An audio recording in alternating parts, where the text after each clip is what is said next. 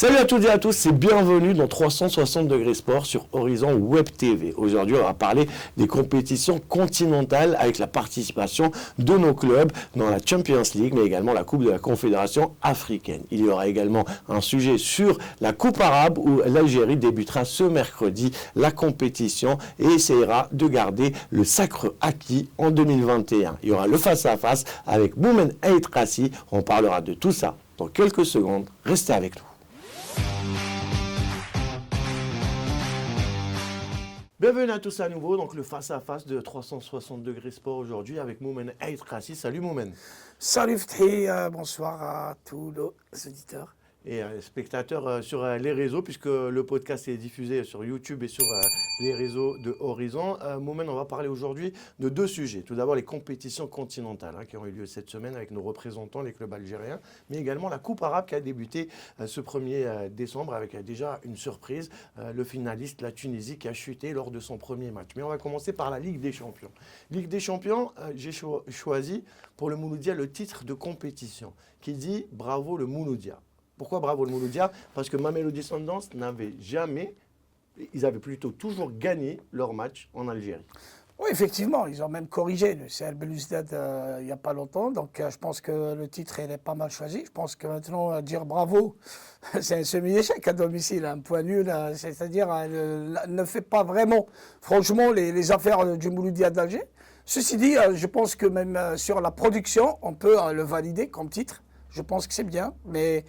Attention, il n'y a que les opérations comptables qui comptent à la fin. À la fin, c'est les points qui comptent. Bah oui, c'est comme ça. Si on revient au jeu, c'est vrai que lors de ce match, Mokoena, on l'a vu avec une nouvelle stratégie. Il a fermé les fenêtres et les portes, comme on dit, pour ses anciens joueurs, puisqu'il était ex-entraîneur de Mamelody Sundowns, avec qui il a gagné la Champions League, notamment. Entraîneur adjoint. Entraîneur adjoint. Et on l'a vu faire une tactique où il a obligé Mamelody Sundowns à ne pas jouer. Exactement. On n'a presque vu aucune action de Mamelody. Autrement dit, il a fermé toutes les essuies à cette équipe qui développe un très beau jeu. Vous avez vu comment ce gardien n'hésite pas à quitter sa surface de vérité. C'est plus un meneur de jeu qu'un libéro. Quand vous voyez comment il prend le ballon, il essaye de trouver des solutions au milieu de terrain, c'est ce qui a vraiment embêté, entre parenthèses, les Sud-Africains, parce que le Mouloudia d'Alger a été vraiment très efficace en secteur offensif sur le plan du pressing haut et du contre-pressing. C'est-à-dire ils ont empêché les relanceurs, qui est le gardien de but, qui est leur arrière central, et leur milieu de terrain. Portugais, qui est très très fort, le joueur, il est vraiment d'une qualité exceptionnelle. D'ailleurs, on va en parler après. C'est l'un des favoris, Mamelody. Oui, c'est normal. Vous savez, le Mamelody Sundowns, c'est une masse salariale colossale avec des joueurs de qualité, des joueurs d'expérience. Ils ont joué la finale l'année passée. Ils investissent sur... C'est un travail à long terme qui a été déclenché il y a plus de 10 ans. Mais bien sûr, c'est le club de Motsepe, et c'est son fils qui est à la tête du club. C'est le fils, le président de la Confédération africaine de football. Donc tout est dit là. Maintenant, il faut dire la vérité. Le Mouloudia avec quelques manquements, notamment en attaque. Imaginez un peu s'il y avait un joueur qui pouvait mettre le ballon fond des filets. Il y a cette occasion de Farhat Farhat qui avait vraiment soit l'opportunité de donner à son coéquipier qui était Belhawa qui était sur la droite, soit essayer de mieux contrôler le ballon et plutôt tenter un lot plus astucieux, pas comme ça, parce que même Williams, il était tout heureux de voir le cuir sortir au-dessus de la transversale, mais pour moi c'est un but. Quand vous jouez des équipes comme ça, il faut avoir un 100% de réalisme. Il faut être efficace. Je me rappelle une fois, la Fiorentina jouait à Arsenal. Il y avait Batistuta, Batigol, à la Fiorentina. Il avait dit, si j'aurai une demi-occasion, je dois la mettre dedans. Parce qu'on joue d'un attaquant. Mais voilà. Non, parce qu'aussi l'adversaire est de tel que tu ne te permets pas de louper comme ça des occasions. Mouloudia, on va dire, pour finir avec le Mouloudia, si tu dois résumer en 2 mots... Mouloudia, un point qu'on espère, il aura son pesant d'or lors du décompte final. Il ne faudra pas regretter l'occasion de faire à la fin. On passe à la JS Kabylie, l'autre représentant algérien en Champions League, la JSK qui déçoit à domicile face aux Youngs africaines de Tanzanie, 0-0. Pourtant, la JSK également a produit un beau match ce jour-là. Avec de belles occasions, notamment il y a eu 2 transversales. Zinedine Belhaid en première période. La transversale a empêché le cuir de rentrer. La deuxième période, c'est la même chose avec, je pense, Madani ou Msaoudi. Après, il y a eu 3 énormes occasions sauvées par un grand gardien de but qui s'appelle Diarra, un international malien. Ici, j'ouvre une petite parenthèse pour dire que pour tenter de rivaliser avec ces meilleures équipes actuellement en Afrique, quand je dis en africaine, meilleure équipe en Afrique, ça ne veut pas dire qu'ils gagnent chaque saison la Coupe d'Afrique. Non, c'est qu'ils sont présents chaque saison. En Champions League. Traditionnellement présents dans cette compétition. Ce n'est pas le cas de la JSK, qui est resté pendant 5 ou 4 ans sans participer à cette compétition. Le Mouloudia d'Alger, qui n'arrive pas à dépasser le cadre des quarts de finale. Donc les Young Africans, il n'y a pas 3 ans, ils ont perdu contre l'USMA une finale de la CAF. Cela veut dire quoi? Cela veut dire que ce sont des équipes... C'est une continuité dans le travail. Voilà, barakallahu fik. J'ai eu Boussafraoui qui est passé avec nous à la chaîne, la radio nationale. Il m'a dit, Moumel, quand il y a une date FIFA, on se retrouve avec 6-7 joueurs. Tous les autres, c'est des internationaux. Ivoiriens, Maliens. Vous voyez où c'est-tu vraiment la différence On va y revenir à ça. Ah, vous avez fait... On aura un sujet comme ça. On va parler de la nouvelle réglementation de la fédération. Donc pour la JSK, en grosso modo, un bon match. Je me demande pourquoi certains ont appelé à l'éviction de M. Zimbauer qui effectue un énorme travail. Le problème, Mohamed, à chaque fois, il se situe là, justement. Il n'y a pas de résultat, on enlève l'entraîneur. Mais pourquoi on dit qu'il n'y a pas de résultat? Parce qu'il n'y a pas de continuité. Attendez, est-ce que la JSK a fait des résultats mauvais jusqu'ici? Non, ils ont perdu face à Ali, ils ont perdu uniquement 2 matchs. En championnat, ils sont avec un point toujours en course. L'entraîneur est toujours en course pour le titre, pour la qualification au second tour. Tous les objectifs tracés avec la direction sont là. Pourquoi on parle d'éviction rapidement? D'un côté, ces gens-là qui demandent le départ et le limogeage de l'entraîneur n'arrêtent pas chaque semaine, dans chaque plateau, de nous rabâcher. Non, on ne fait pas de résultats parce qu'il n'y a pas de stabilité, parce qu'on n'est pas stable au niveau du staff technique. C'est pas cohérent après en demandant l'éviction. Voilà, est-ce que tu as compris ce que je veux dire, mon frère? Aujourd'hui, on doit avoir un discours cohérent. Comme ça, on peut être influent dans le bon sens du sport en général et du football en particulier. Parce que là, aujourd'hui, la JSK n'a pas marqué à cause de la déconcentration, de manque de rigueur et de concentration des joueurs. On dit que c'est l'entraîneur. Donc aujourd'hui, si vous enlevez les entraîneurs et que la faute se situe au niveau des joueurs, c'est comme si on n'a rien fait. On va se retrouver en train de refaire tout à zéro. C'est à chaque fois la même erreur qui est... l'éternel recommencement. L'éternel recommencement. Voilà. On passe à l'autre compétition, c'est la Coupe de la Confédération africaine. Oui. Est-ce que là, il y a une surprise? La surprise, c'est le Cheikh Belouizdine de Belouizdine. Au bout de 30 minutes, ils sont menés au Congo 3 buts à 0. C'est vraiment une grosse surprise. Coupe de la CAF, le CRB qui a joué 4 Champions League de suite, on le rappelle. Oui. Et là, il passe à une compétition de moindre niveau. Il faut moindre calibre, il faut dire la vérité. C'est que parfois, vous savez, en Coupe de la CAF, vous avez 2-3 matchs pendant toute la compétition dans lesquels vous devriez vraiment avoir à hisser votre niveau pour arriver à rivaliser avec ces 3 formations. Contre certaines formations maghrébines, c'est des derbys nord-africains ou quelque chose comme ça. Mais lorsque vous voyez le CRB, comment ils ont perdu 3-0 en 30 minutes, et que l'entraîneur... Score final 4 buts à 1, deuxième mi-temps. Et que l'entraîneur, ça c'est le drame. Tu changes 3 joueurs au bout de 33 minutes, Fethi. C'est énorme. Ça plombe les joueurs. Mais bien sûr que ça plombe. Lui-même. Ça veut dire quoi quand tu es patron? Quand tu es patron d'une équipe. C'est-à-dire qu'il n'est pas satisfait. Il s'est trompé sur toute l'année. Il s'est trompé d'abord. Si on veut faire un bon constat sur la composition et le plan de jeu préparé contre cette équipe qu'il voyait peut-être, entre guillemets, petite, elle a prouvé qu'elle ne l'était pas. Regardez, sur des centres, toutes avec... Moi, ce qui m'a vraiment choqué, à la veille, pour revenir au titre de compétition, le CRB, avec tous ses atouts, à Brazzaville. Ramovic qui avait même dit... Tous ses atouts et on prend 4 buts. On y va pour les 3 points. Voilà. Il a pris 3 buts au bout de 3 voilà. Après, il vient nous dire en fin de match qu'on croit que voilà, c'est mal préparé. Mais non, un vol spécial, prise en charge totale, séjour magnifique. Qu'est-ce que vous voulez de plus? Et dans cette compétition, on n'a pas trop le droit de parler de niveau. Non, du tout. Je suis d'accord. Je suis d'accord. Écoute, aujourd'hui, si tu traces l'objectif d'aller au moins dans le dernier carré, tu auras des entrées. Il faut faire comme l'USMA, donc. Ben oui. La transition est toute faite puisque l'USMA a réussi à enchaîner avec une deuxième victoire et les USMIS sont partis gagner une bataille importante au Maroc. Au Maroc, et franchement, malgré la situation très très difficile de cette équipe de Olympique Safi, je pense que l'USMA a réalisé un bel exploit parce que même l'état du terrain n'était pas vraiment au top.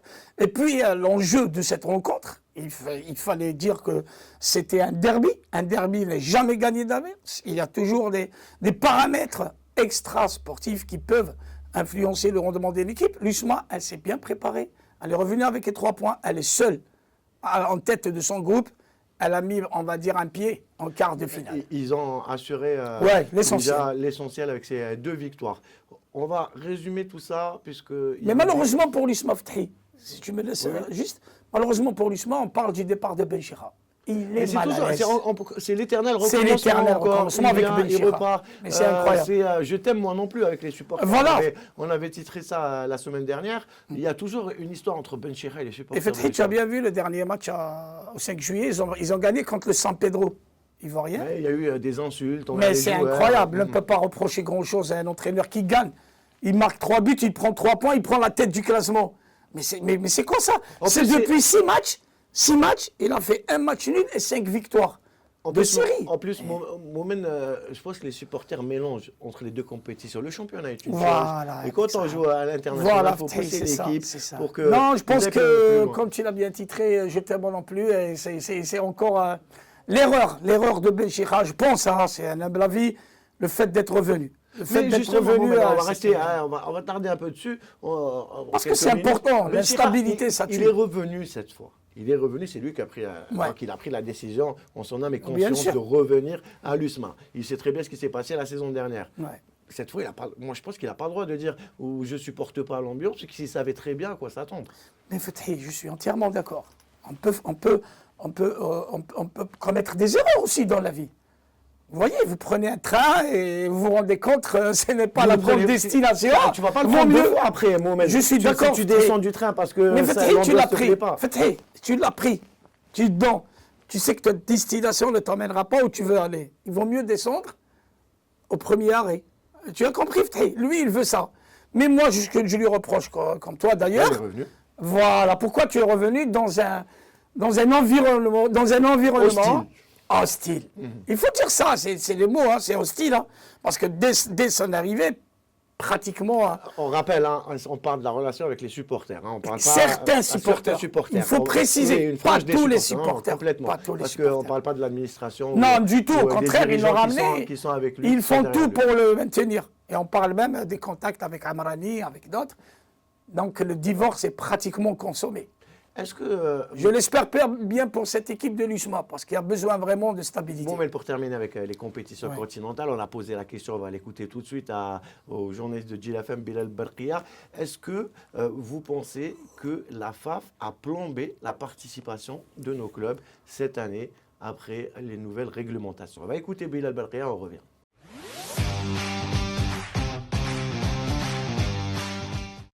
السلام عليكم. باش نهضروا على قرار تاع الفاف المتعلق بتسقيف الاجور الميزانيه. اولا لوبليغاسيون تاع اشراك 5 لاعبين من الرديف بعد ما حدث البدايه المتعثره بالنسبه لشباب القبائل مولوديه الجزائر، نفس الشيء بالنسبه لشباب الوزداد في كاس الكاف. اعتقد انه فيها وعليها. علاش فيها وعليها؟ باسكو توبليجي الانديه على اشراك 5 لاعبين من الرديف، تقدر كيما يقول لك يكون عندهم ان هانديكاب في المنافسات القاريه، لما يواجه الاهلي، لما يواجه بيراميدز، انديه اللي تصرف ملايين وملايين بالعمله الصعبه من الدولارات لاستخدام احسن لاعبين في افريقيا. اكيد باش يلعب باش يروح لابعد حد في المنافسه القاريه. في المقابل انت عندك اون اوبليغاسيون باش تشرك اللاعبين الرديف باش يكونوا معاك في المنظومه في الفريق. علاش قلت لك فيها وعليها؟ باسكو هذا من جهه اخرى نون ديكاب بور الكلوب، لكن من جهه ثانيه لو كان الكلوب ديالنا فورماو ويفورميو ويخدموا على الاقل على المدى المتوسط موين تيرم، باش ما نقولوش لون تيرم، ما يكونش عندنا انا جو بونس كو ما يكونش عندنا هذا البروبليم، يكونوا عندنا دي جوار بيان فورمي اللي في عمرهم 20 سنه و21 سنه وراو الاشكال. لكن ما يمنعش انه تحتاج لاعبين اللي عندهم اسم في القاره الافريقيه اللي تقدر تواجه بهم، كيما يدير ساندونس، كيما يدير الاهلي المصري، كيما يدير بيراميدز وغيرها من الانديه. هذا الشيء الاول. شيء ثاني، الكتله الاجريه والقرار تاع تسقيف الاجور كذلك فيه وعليه، لانه ما تقدرش تمنع فريق انه يجيب لاعبين بدي سون كولوسال، ولكن تكون فيه نتيجه في الاخير ويقدر يشرف الجزائر ويقدر يلعب ويواجه ويجابه احسن الانديه القاريه. لكن في جهه اخرى علاش دائما بوزيو لو بور لو كونتر، علاش دائما نقول فيه وعليه؟ لانه هاد الانديه لو كان ما تعتمدش على الشركات الوطنيه على الريع الوطني، جو بونس كو ما يكونش عندهم مشكل. انا في اعتقادي انه منذ زمان عندي هذه الفكره انه في ترافق الانديه في الديبيو تاع المشروع تاعهم من خلال شركات وطنيه، بعدها النادي يكون حر في انه يكون عنده ان انفستيسور بريفي، مستثمر خاص يجيري اموره ويسير امواله ويجيب اللاعب اللي يحبه، وبعدها يبني فريق اللي يتنافس فيه على حساب لي زوبجيكتيف ديالو.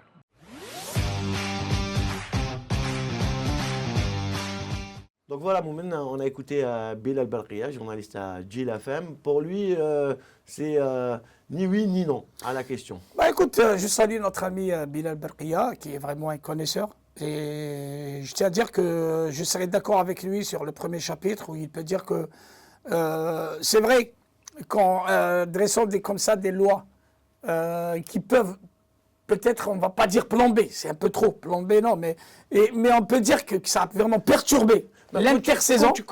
Quand tu vois des clubs, pour ne pas revenir à rentrer dans le détail des matchs, quand tu vois que le Mouloudia a dû faire sans un arrière central de métier, parce qu'ils avaient deux arrières centraux. Mais personne ne leur a demandé, de libérer l'ivoirien. Bojo, c'est ça. Il ne fallait pas libérer. Il voulait gagner, ça, on revient au règlement, moment, parce qu'il voulait gagner une place africaine. Voilà le deuxième chapitre.